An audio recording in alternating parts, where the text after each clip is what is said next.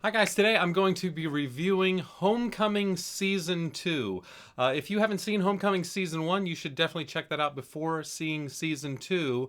And I'm not going to give any spoilers on this, but this is a really cool series. The first season, I'm going to just briefly go over what the first season was starring Julia Roberts, and it was directed and produced and pretty much, I think, conceived, well, it was all based on a podcast, but it was directed and produced by Sam Esmail, who is also the director for Mr. Robot.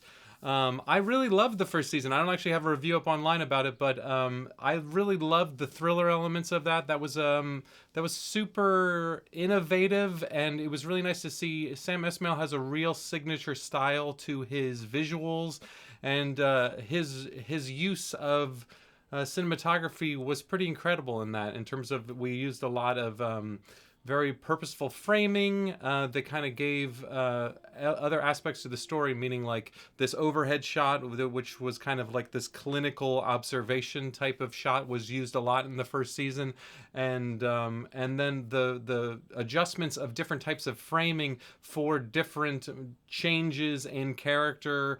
And then overall, his use of aspect ratio in the first season was pretty amazing, in that he did a lot of switching between the standard widescreen aspect ratio to more of a box aspect ratio. And if you've seen that, you kind of see how he ends up working with that, including also some split screen elements. Another thing that he used in the first season was he used a lot of older film score from a lot of there was some Brian De Palma films that were used from that, and just kind of referencing older movies, which I really love those movies, and I kind of those film scores, and I have a little bit of mixed feelings about reusing the film score, because I think, it's really nice when the film score just rides along what it's currently doing. But that was a really interesting and strong use. So going into season 2, we know that Julia Roberts not going to be on board on this one, and this starts off with Janelle Monáe, who I've only seen. I think I know her mostly as a musician. I know that she has acted before, but I don't think I've ever seen her in a pure acting piece like this before.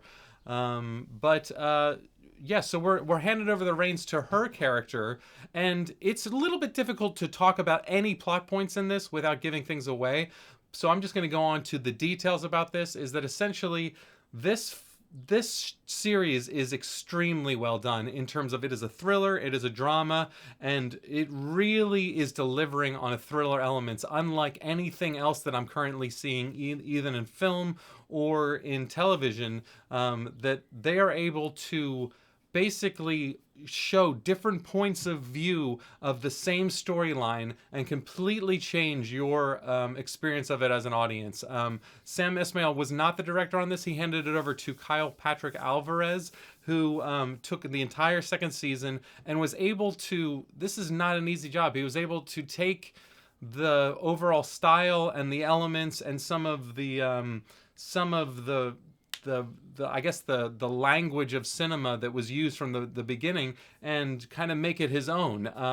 There was a lot of long tracking shots on this, and there was a lot of we went back to using some of the split screen moments, and this still had that same kind of tone that the first season had. And I think that he actually did maybe even a better job of not bringing attention to himself behind the camera. And this was a score that was written specifically for it, so there was a little bit more subtlety involved in the second season, but really an incredible job. I didn't recognize any of the other credits from Kyle Patrick Alvarez, but that's not an easy job picking up after a very successful first season with with the loss of the major star of Julia Roberts. That was kind of one of the key elements to getting this going, and then to pick it up, and basically they were able to kind of tie up a lot of the other loose ends from the first season, and yet still bring in even more intrigue. I'm not entirely sure if they could go for a third season on this, but the writing was really impressive. I mean, to be able to shift your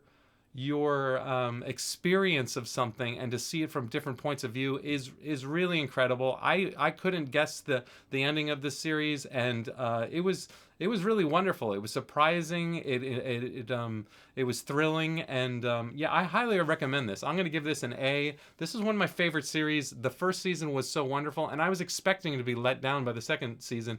And you know, I even took my time kind of coming to it because for some reason I was just thinking that it's going to be a letdown, and it was not at all. I really enjoyed it. The acting across the board was really wonderful. Janelle Monáe is, I think, a terrific actor. She was able to do a ton of different range. Bobby Cannavale was back for a brief minute. Chau was great, reprising her role, and Chris Cooper is always pretty amazing. So I'm going to give this an A. Definitely check this thing out, and I'm going to be coming with some more reviews. So I'll talk to you guys later.